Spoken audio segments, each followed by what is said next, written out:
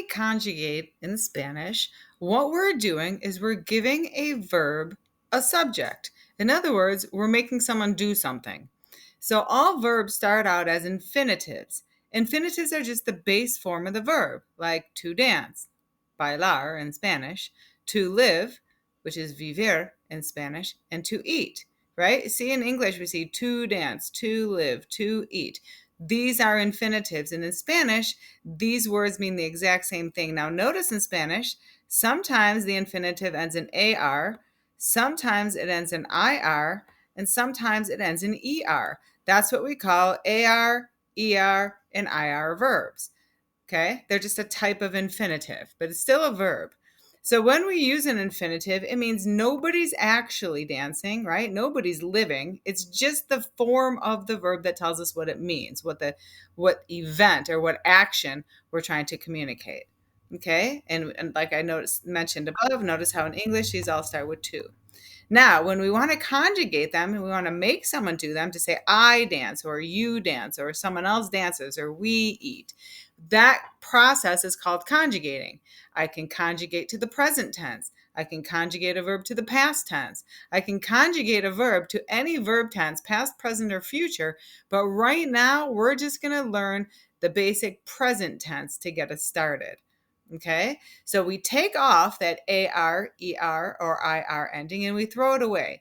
That's how we conjugate in Spanish. So we take off this AR, this ER, or this IR, and we put it in the garbage. We're done with it. We just need to make note of which type we started with because that will tell us what our new ending is going to be, right? So we're going to add a new ending to what's left over. So notice if we take off AR on bailar, we're just left with BAIL. This is called the stem or the root. Then when I put a new ending on, if I put an O on the end of an AR verb, that means I'm doing it. I dance. If I put AS on the end, it means you dance. AMOS, and AN. Now remember, the letter A in Spanish is pronounced A. So this would be bailo, bailas, baila, bailamos, and bailan. Now, if I have an ER verb, like we do above with comer, which means to eat, I still do the same process. I take that ER off, and I'm left with the stem, and then I add a new ending. But notice the difference between ER verbs and AR verbs. Now we have comes, ES. Come, just an E.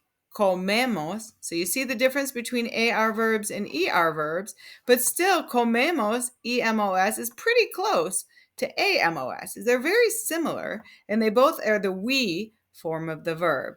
Okay, and you'll find something very similar with IR verbs. Did the same process. We got the stem, and then we added a new ending. Now, ER and IR verbs are almost identical with the new endings, but notice you'll have EMOS to say we do something, and IMOS to say we do something with an IR verb.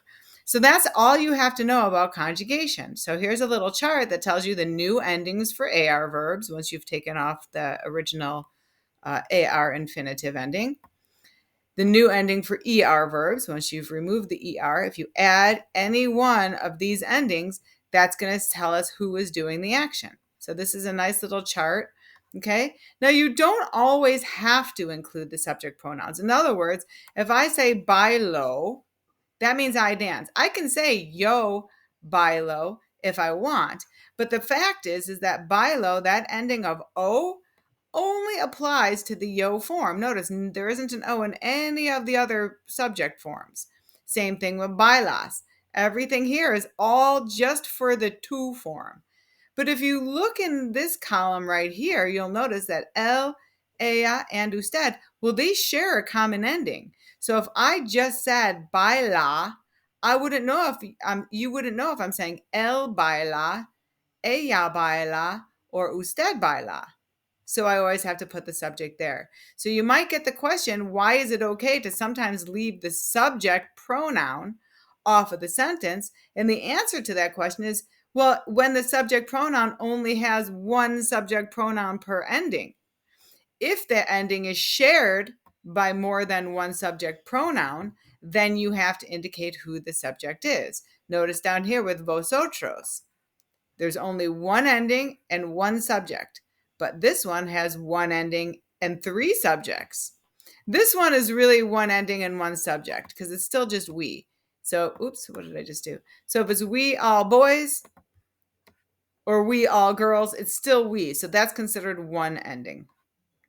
Okay, so if you want to see it on your charts and see how you can access this information really easily, go to your charts and you'll see on the bottom all of these little tabs. These are all different units, but then you'll see AR, ER, and IR. Those are the 3 different verbs, and I've made a chart, and I've even put all the endings on it for you. So you'll see bailar, which means to dance. That's the infinitive.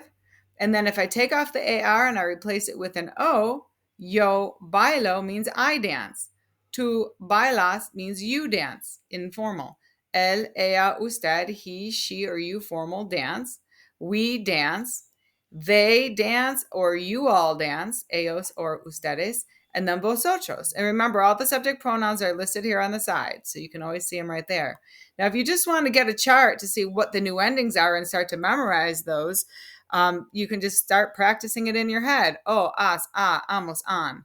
We don't really use vosotros. That's only used in Spain. So for the most part, we ignore that, but we want you to know it exists. So, oh, as, amos, an. And for ER verbs, you can practice those endings.